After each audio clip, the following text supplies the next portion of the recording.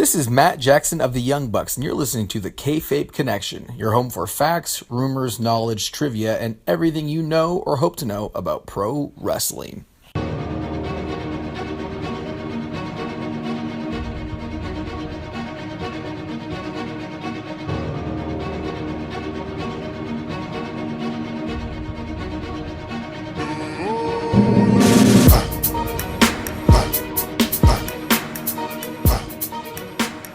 Welcome to the Mankind Cave. Welcome back to another episode of Kayfabe Connection.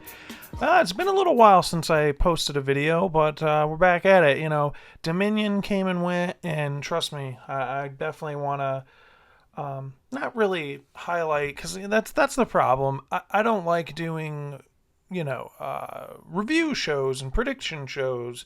There's too many of them out there. What's the point of the prediction show when most of the time the stuff you want to happen doesn't happen? And when that doesn't happen, you get pissed off. It pisses people off. So I just choose to just watch it and then just kind of react to it. But I do want to touch base on Omega versus Okada Part 2. I went ahead and watched HBK versus Undertaker from WrestleMania 25, which is actually a show I was fortunate enough to attend. I was there live for that. I was not live in Japan for Okada Omega 2. Boy, I wish I was. Bucket list. But I'm going to do a kind of a side-by-side comparison of those matches, because in my mind, before the Okada Omega match, HBK Taker was the best match I've ever seen from WrestleMania 25. So after Okada Omega 2, I was high on Okada Omega 1 from Wrestle Kingdom. After their second encounter, I hate being the person to overhype things or react instantaneously like classic and deem it a classic as soon as I'm done. And, this was an all-time best, I went back and watched both matches, and I do kind of a comparison of both of those matches. In my opinion, favorite matches quite possibly ever. So look for that video to come pretty soon here. But that's not the video we're talking about today. Today's video topic this week is something that I came up with, and rightfully so, after the shocking turn of events, air quotes for shocking. Something that was pretty much predictable by most of us, but like JR says, sometimes predictable actually isn't bad. It's really good. And if executed properly, doesn't matter.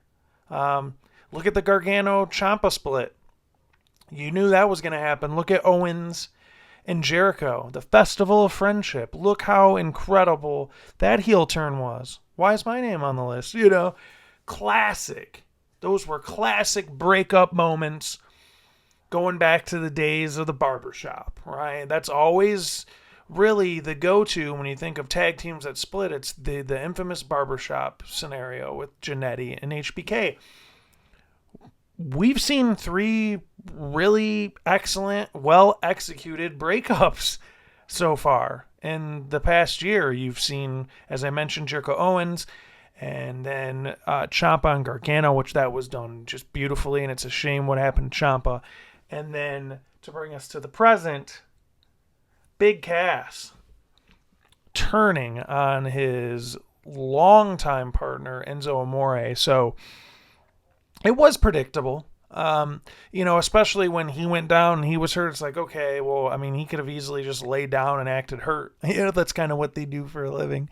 But yeah, that happened, and I don't watch Raw. I'm not saying this to be cool, or if you want to use the term smark, which if you're a fan and you use the term smark, shame on you. Whatever you want to label me. I just don't watch it. It doesn't pique my interest right now. Maybe it will down the road. I just don't. It doesn't make sense to me why I would spend 3 hours watching something that doesn't entertain me or interest me. Like there's certain TV series that, dude, you gotta see Sons of Anarchy. I watched the pilot episode. I'm like, nah, I'm good. And granted, there's certain series that I've picked up, like Breaking Bad. First couple episodes, I was kind of looking at my wife like, Jesse's kind of an asshole. Why? What's redeeming about this? Because she's like, trust me, by halfway through season 1, you're going to love Jesse. And lo and behold, I did. Right? So, but at the same time, Sons of Anarchy to me is just a trashy show. It's trashy theater. And I just teach their own, ice cream flavors. But to bring it back to wrestling, why would I waste 3 hours a week? In every week, a series you can binge watch and then you're done. You move on to another series. But with wrestling, it's either you watch it or you don't watch it. And it's unfortunate as a lifelong fan to not watch Raw. But they do give certain moments where you go, you know what?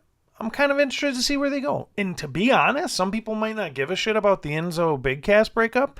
I'm actually curious to see where they go with this. That you talk about heightening my interest a little bit.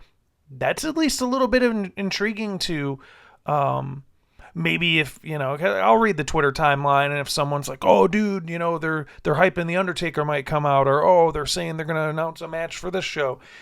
Maybe I'll flick it on. And then I'll watch highlights on Twitter as well, or, what other social media platforms. But at least now there's something to make me tune in to go, man, I really want to see where they go with Big Cass. Obviously, he's going to get different music. And he's going to have the whole heel persona and heel entrance. And then you look at a guy like Enzo Amore, and you got to wonder, where does he go from here? So... But the topic of this video is not to break down the psychology of, tag team breakups or even Enzo Amore and Big Cass as it was displayed last night. No, this got me to thinking. I started thinking about NXT talent and their transition to the main roster. And once they're on the main roster, where do they go from there? How does it end up? Is it a success? I'm a Detroit Lions fan, grew up proud Lions fan in Pontiac, Michigan. I know, I'm a glutton for punishment.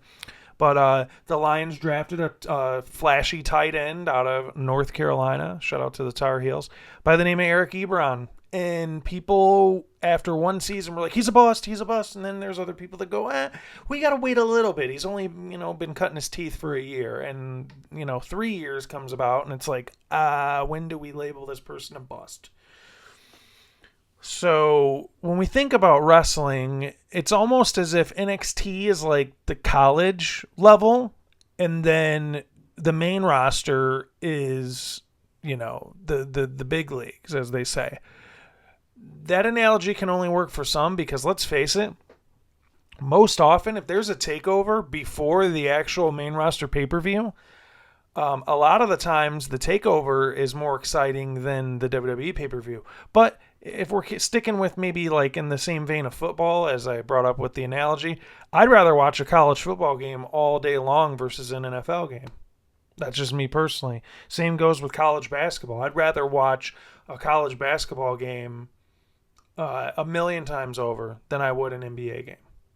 So that right there, you got to see. Now, when we say this in sports, well, college athletes, they lose their passion because they get to the big leagues, they get the max contracts, they get complacent. Stay in the same vein of this analogy, one could relate that to a Dean Ambrose. Stone Cold Steve Austin. I know we never took a bump. We don't have any bumps in our bump card. Stone Cold Steve Austin does. And, he kind of humiliated Dean on his podcast, which I thought was slightly unfair. It was honest and it was real, and I respect him for that, but it was kind of blindsided him, it seemed, with it.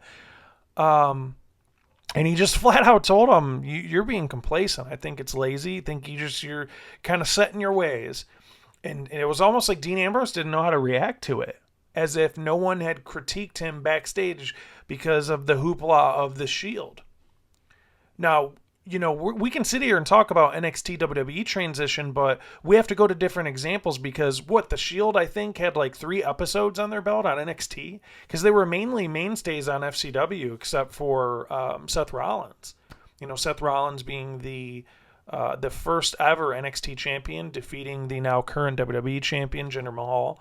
A sick figure, by the way. I got my NXT ring in the Mankind Cave. I believe I've posted pictures on Twitter. If not, I'm going to post a picture of my NXT ring at the letter K, FABE Connection on Twitter, Kayfabe Connection on Twitter. I'll post a picture of my NXT ring. It's pretty cool if you're into figures. And also, quick plug here, if you're into action figures, Fully Posable Wrestling Figure Podcast. Check it out. It's on iTunes. They're on Twitter. Go follow them. Hashtag Toy Spotting. Hashtag Fig Life. Great guys. Scott and Jeff are just great dudes. An entertaining podcast, especially if you like action figures like myself. But talking about NXT, and we start there. Seth Rollins, first ever champ. Jinder Mahal, we know his story now. He rose to WWE Championship fame. But there were a lot of bumps in the road. I mean, he was laying his back to the mat for El Torito.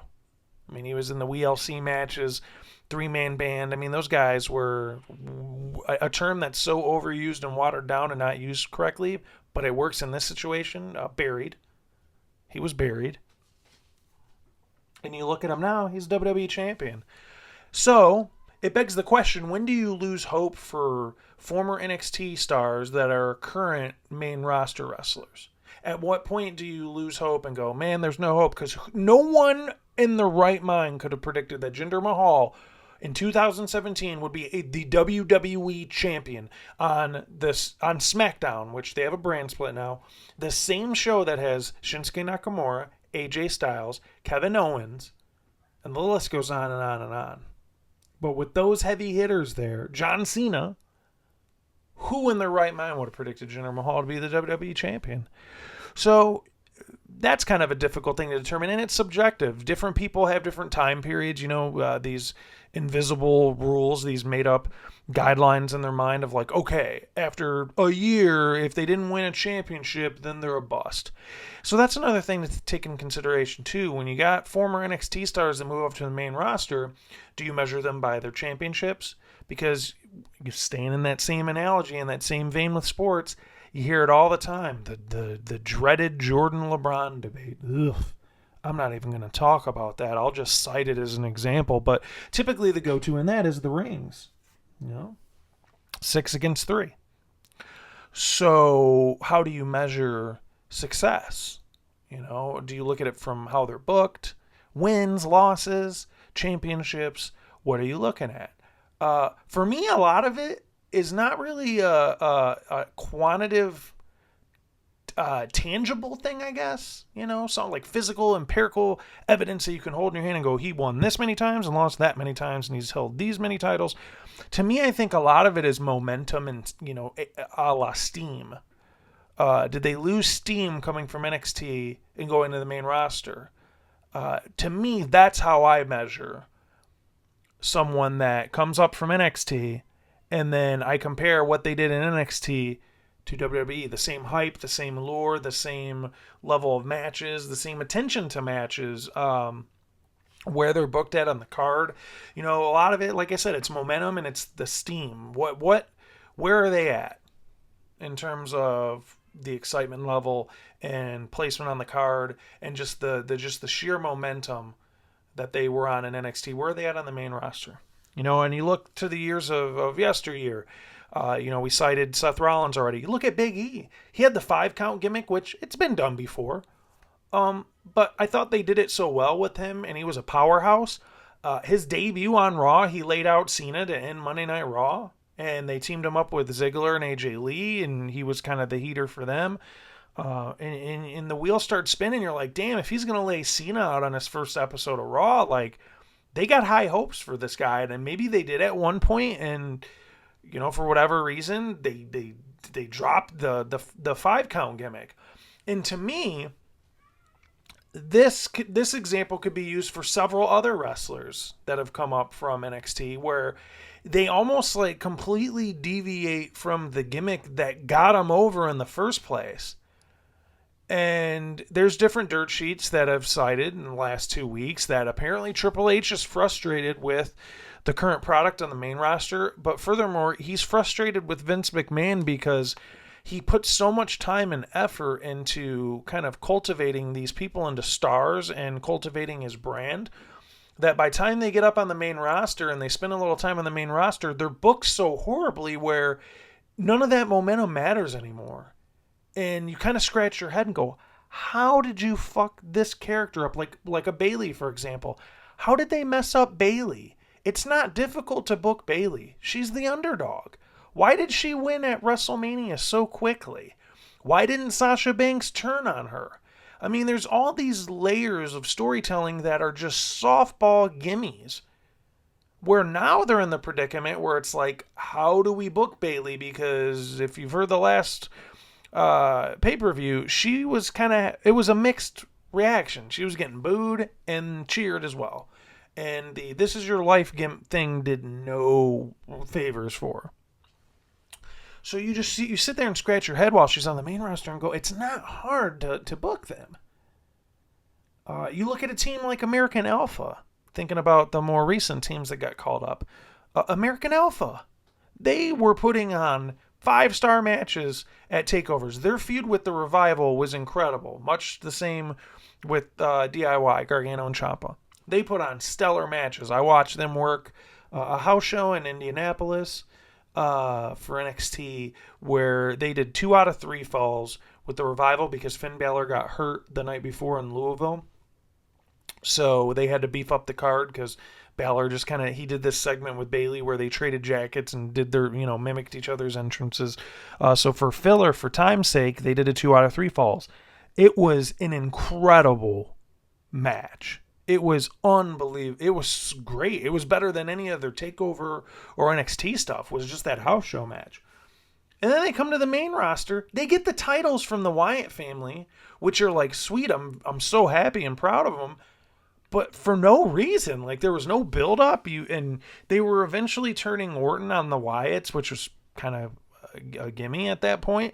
So you knew that was happening, but just with no build and no reason, they win the titles. And it's like, either they don't book them correctly or they overbook them to the point where it's like, you don't care. Like a Bayley or an American Alpha.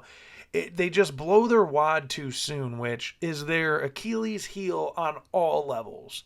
Not just from NXT, but all levels. Fuck, speaking of which, I wouldn't be surprised after that tease in the Money in the Bank match, we don't see AJ versus Nakamura at freaking Battleground or whatever, not even SummerSlam. Like, that's how quick they are to blow their load instead of going, you know what? Let's be patient and do that thing that we used to do. Tell stories. And people automatically go, Attitude Era, they told stories. Yeah, the product wasn't always great, though, and the storytelling was good, but were the matches just unforgettable, memorable every single time? No. The Golden Era had great storytelling. I mean, the seeds were planted with Hogan and Macho Man. The seeds were planted with Hogan and Warrior. It was expected, And there was year build-up for it. Now it's just, let's rewrite the script on the fly. Let's rewrite Raw a couple hours before it goes live. Why are we booking this person this way? I don't know. Big Show, who was on the Talk is Jericho podcast, I highly recommend it to anyone who's a wrestling fan. Big Show has won me over in interviews. Not that I disliked him ever. He's at the point in his career where everybody thinks he's boring, and we've seen everything from him, and WWE has really booked him into a corner with Akibono and Floyd Mayweather and bullshit matches that didn't matter. Baby New Year when he was wearing a diaper. But the Giant is awesome, and was awesome. And Big Show, Paul White is a human. He's cool as hell. He is a cool customer. He is one of the coolest people wrestling-wise, that I can think of, that I know of.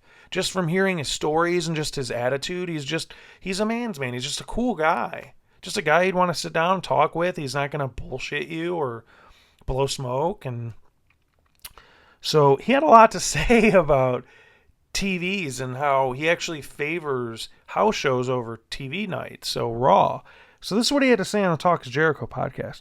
He says, I just want to bash myself in the head with a hammer because they're just long, useless, time-wasting, bullshit days where you sit around all friggin' day for some idea that absolutely sucks. Debating it for hours and 17,000 inputs, and 1 or 2 guys laced up a pair of wrestling boots in their life and know what they're talking about. The others have never laced up a pair and really don't know shit, but for some reason they're telling you what to do. So you're just sitting there baffled. We all have that same look at TV. We walk around baffled going, why are we doing this? So this isn't the internet dorks or the IWC. We are in 2017 where seemingly most people have access to internet, and if you can't afford it, it's free at the library, or at least you get a little bit of time on it at the library. Almost everybody has the capability of accessing the internet. This isn't the AOL dirt sheet days, brother, and the Attitude Era where only a select group of people who had dial-up could get in dial-up on the internet and talk shit about wrestling. So that IWC term to me is one of the most ridiculous terms in any type of lexicon of any niche thing or period. It's stupid. It is a stupid acronym. It's stupid to slam people. And furthermore, it's even stupid to complain about people complaining on the internet that you're using. But we'll jump off that. But it's not just fans who bash the product and aren't happy with the storytelling. It's the talent. And not that Big Show speaks for every single person on the roster, but a grizzled vet like himself. He gets it. And when you hear veterans who are company men who aren't shills, but have been with the company for so long, and because of that, they're not afraid to just call a spade and go, man, this sucks. Like, Raw sucks. The stories are shitty. That's just reaffirmation to your beliefs this entire time about the product. It's not just internet fans or smarks, whatever.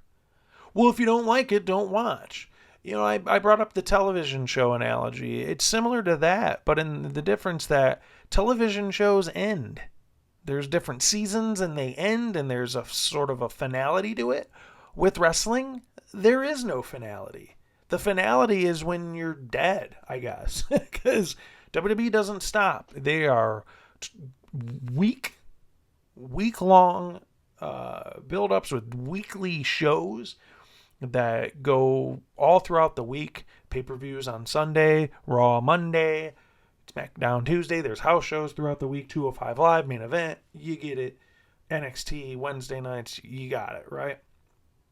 So it runs throughout the year on a weekly basis. There's no time off. There's no off season. There's no vacation. There's no summer reruns. So you don't have the opportunity to go, well, you know, I didn't like how this season ended, so, you know what, I'm going to skip next season. And maybe if it gets better, I'll pick. There isn't that option. So how many of you listening went to the theater and the movie was shit for the first half and go, man, I'm going to tough this out. I really don't. I drove out here. I already, you know, I bought my Raisinets and my popcorn and Twizzlers and my pop, and that cost me like $50. But I'm sitting here and I'm watching this shitty movie. I might as well just get through it, just see how it ends. Maybe you like it, maybe you don't. Maybe it just confirms everything you thought for the first half. It sucked. I wasted money and time, and so on and so forth. It's almost similar to that with wrestling, with WWE. Because you've invested so much of your life to this product, and maybe a good portion, a good run of it you enjoyed. And there were patches along the way, like the New Era with Diesel, or, you know, the Cena era in 03, where it was like Cena and 9,000 mid-carders to lower card guys. Now the talent is the most loaded they've ever had. They have the most talented roster, in my opinion, I feel, in history. In the history of WWE. This is the most talented roster they've had. When you have the most talented roster you've ever had in your company's history, and you can't figure out how to fill up 3 hours with compelling television, there's a problem. When you got Finn Balor on Monday Night Raw, no disrespect to the Drifter, that's one guy coming up from NXT that I feel one of the rare cases. In almost like an opposite form, because typically they got a lot of steam in NXT, and they come to the main roster, they don't do shit with them. You look at Adrian Neville, who finally has come in his own with this cruiserweight, king of the cruiserweight gimmick. But you'll look at like a former champion like Bo Dallas, who all of a sudden pops out of a teddy bear costume, and he's part of Miz's entourage. Where the hell has he been beyond that? I mean, he was on a milk carton for the last year and a half. Social Outcast was like a brief cup of coffee. Same with Axel. But you see these NXT talents who just come to the main roster, and they had a good run in NXT, and then they squander them away on the main roster. The Drifter, as I mentioned, is kind of in reverse order. He really wasn't making the earth move in NXT, and it was so weird that he got called up. People were pissed. Oh, if he gets called up before Nakamura. And there's just certain people that they pulled in the main roster that they just work. At one time, Alexa Bliss, to me, like, there was nothing impressive about her. I mean, she's a cute girl, and she had, like, the sparkle gimmick or whatever. She seemed nice enough, seemed like a nice human outside of the wrestling character. She had the heel turn with Blake and Murphy, and that's when she started picking up steam. So it kind of takes a while to get your footing. But when she got to the main roster, she's the first ever Raw and SmackDown Women's Champion. That's awesome. So there are triumphs, there are stories of people who come up and they make something of themselves, and then there's other who it's almost like the main roster, they have no clue what to do with them. They almost want to reinvent the wheel or just ignore the things that got them over when they were down in Full Sail. Well, it's the big leagues, and sometimes things don't work on the big leagues. I remember hearing everybody shit all over Enzo and Cass's. My name is Enzo Amore, the whole SAWFT. They're like, that's going to get stale real quick. And maybe to some it did, but every time I heard them do it on Monday night or a pay-per-view or at a house show or wherever I was live, the entire audience seemingly was mouthing off the entire intro for Enzo and Big Cass, word for word with them. So things that you think might work, maybe they don't. But I think as a whole, it doesn't work. Nia Jax, she wasn't a champion in NXT. She was in championship matches. She's kind of taking a step back on the main roster, and maybe she's getting a little bit exposed. Dana Brooke, she was hot on the NXT trail. She had a match with Asuka. She had a feud with Asuka. That's their number one gal. She broke Goldberg's streak for most wins. She's got a lengthy title run and an undefeated streak to boot. Dana Brooke was in a hot feud with her. Look at Dana Brooke's barely on television. Once again, you got called up too soon. So, like, the timing is weird in some cases. The talent is kind of squandered in some cases. And then there's certain cases, the most recent, as I mentioned, with the Drifter. A guy like the Drifter, comes up, he's making a name for himself. And the gimmick, they figured it out. So there's my golf clap. Good job. It's hard. It's unpredictable. It's difficult. I get it. I'm not in the business. I didn't take a bump. But as a lifelong fan, someone who has accolades in terms of storytelling, I'm not going to cite those on a wrestling podcast, but for those of you that personally know me, I know a thing or two about storytelling. I have the accolades to back it up. There's my douche moment for 2017, by the way. But there's a point where you do have certain jurisdiction in the conversation to be critical. And to me, it's all in how you justify it and how fair and how objective you are in your justification. This has been a half-hour podcast of just really trying to analyze and dissect the transition period from NXT to WWE. What goes wrong, what goes right. You look at a guy like Baron Corbin now. He's the Money in the Bank briefcase holder. He might have himself a title around his waist soon. That's awesome. That's a guy who put in the work. He's not a former champion, but you by default you don't necessarily get the title on the main roster because you held in NXT, right? See Bo Dallas, see Adrian Neville, see Big E Langston. So there is an argument that, and we kind of know this to be true, especially lifelong historical wrestling fans, that Vince McMahon has an issue. If he didn't create you, he's going to have a problem. He needs to put the Vince touch on it. Sometimes it's not necessarily the Midas touch. It's more along the lines of the Dookie touch. And Vince tries to WWE-ize things that used to be cool. Because that's the thing, too. When you watch a TakeOver, it feels cool.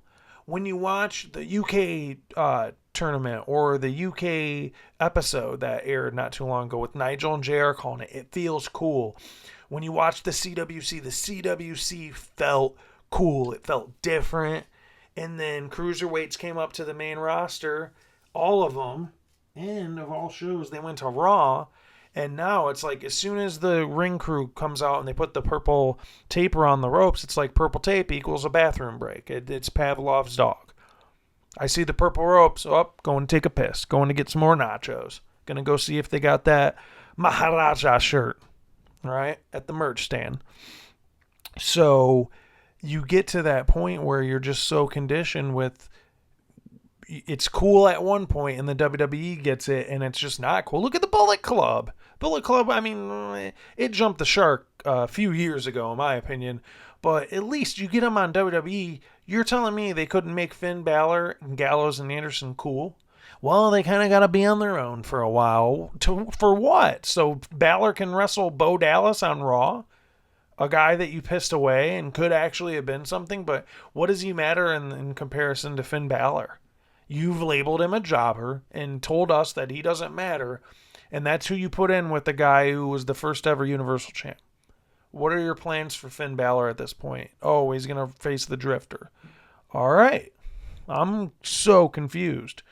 Because in NXT, you tell us to believe in him, and then on the main roster, you tell us to not believe him. Sometimes it works out, sometimes it doesn't, but it's just so weird.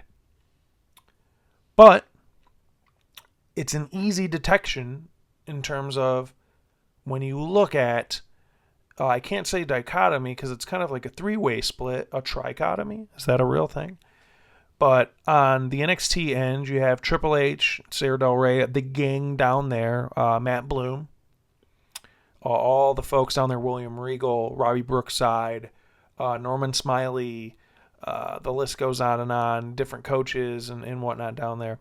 And then on the Raw side, you basically have Vince and Kevin Dunn and some writers. And then SmackDown, you have former NXT writers, in addition to Ryan Ward and Road Dogg calling the shots, which it's been on record that Vince McMahon lets the reins off of SmackDown, pun intended. He loosens the reins on SmackDown, and they kind of just do their thing. And it shows. SmackDown feels cool and hip and exciting. Raw feels like going to your grandparents' house when they had to babysit you and you're sitting there watching country westerns and eating grape nuts because that's all they have in their cabinet. Like, that's what Raw feels like. SmackDown feels like, I would go to my Uncle Danny's house and we're eating junk food and he's taking me for pizza and we're playing, music out of his car loud with the windows down, like, going to your grandparents or going with your cool uncle for the weekend. It's Raw or SmackDown, and NXT in the same vein as SmackDown because it feels cool, it feels fun, it feels fresh. Raw is boring. Raw is going to my grandparents' house. No disrespect to my grandparents, or anybody else's, right? Sure, we all love our grandparents, but you get the idea. So it's at a point now where even Triple H, according to rumors and speculation, even Triple H is frustrated. And can you blame him? Sasha Banks, she got demoted to 205 Live in a mixed tag match, and did hot potato with Charlotte for 6 months to 8 months. And yeah, they had some historic matches, but now that it's said and done, I mean, you beat the horse to death. So much to where it's dust. It disintegrated. You can't even beat the horse dead anymore. So all these big money matches or big moments like Bayley finally won. I mean, the only real big moment that you have left out of the four horsewomen is, you can't even say Becky Lynch because she's already won the strap. The only thing you have left is for Sasha to turn on Bayley. That's the only big moment in the women's division that you have for the four horsewomen, for the NXT women's wrestlers. That's a real bummer. Because now how can you get people interested in what once was a women's revolution? Now we're taking steps back because creatively it's just stagnant and it's boring. I mean, look at Raw. They had one segment and all of them spilled out into the ring. Out of 3 hours of bullshit, you had to squeeze them into one segment. So this is the problem, and this is why I see the frustration with Triple H. Finn Balor wrestling the Drifter and Bo Dallas. These are the frustrations that are evident that you don't even have to go to a dirt sheet to speculate on. The proof's in the pudding. It's right in front of our face. How do you see this dynamic? I want to know. Comment on the video below.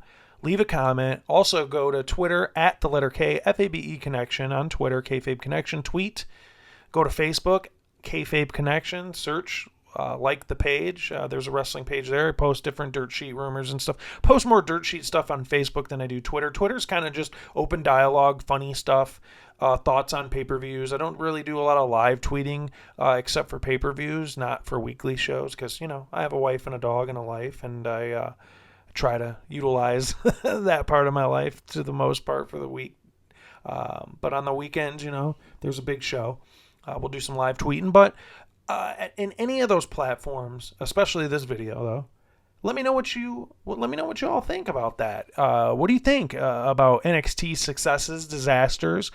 What do you think about the dynamic of what's going wrong from NXT to the main roster, in your opinion? I'd really like to know. I'd love to start some dialogue and some conversation, or maybe even get some questions and address them with you. So, as always, go ahead and comment under the video. And as I mentioned, Facebook, Kayfabe Connection, Twitter, at the letter K, FABE Connection. And that's it for another episode of Kayfabe Connection. Next time someone tells you wrestling's fake, you tell them, saw movies and TV.